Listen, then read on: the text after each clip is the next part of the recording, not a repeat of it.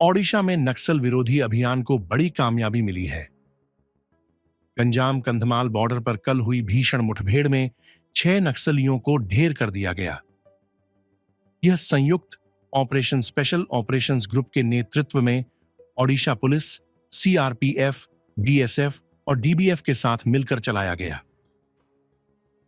सुरक्षा बलों और नक्सलियों के बीच हुई गोलीबारी के बाद इलाके की सघन तलाशी ली गई, जिसमें AK-47, SLR, इंसास राइफलें, 2 अतिरिक्त इंसास, एक 303 राइफल और अन्य हथियार बरामद किए गए।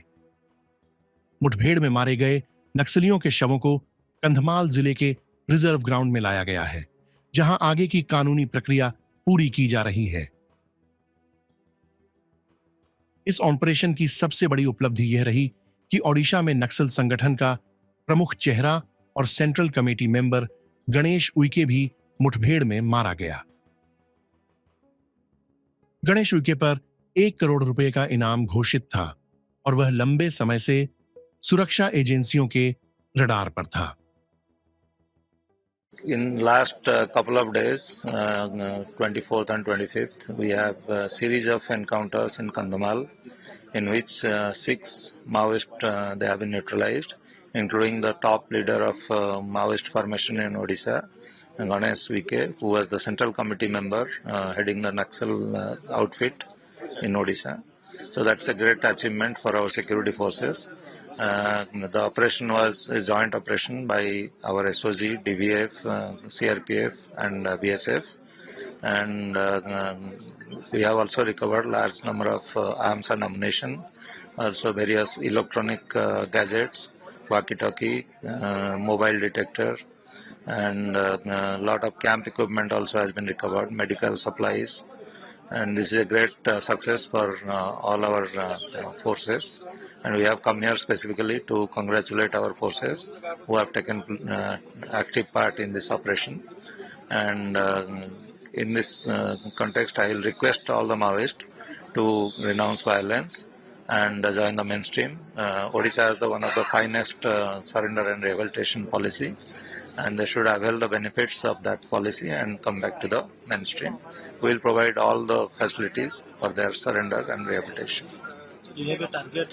Yes, our Honorable Union Home Minister, he has given us target to eliminate the Naxals by March 2026, and all our security forces, intelligence agencies, we are geared up to achieve that target.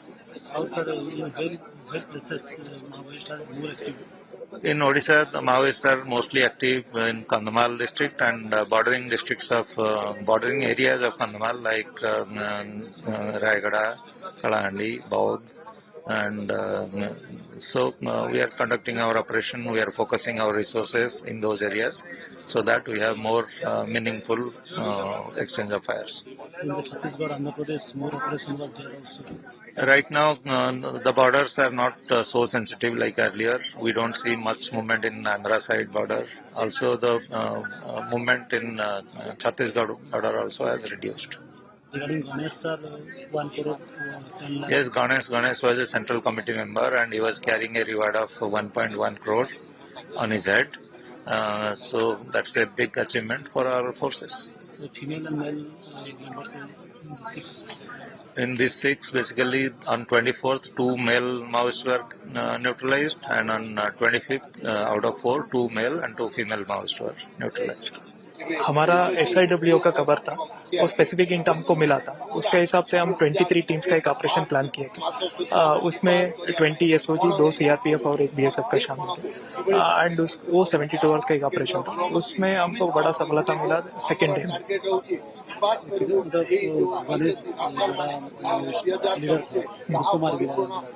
हमारा उस area में गणेश है करके हमारे पास hint था, specific hint था, उसका हिसाब से हम ऑपरेशन प्लान किए थे।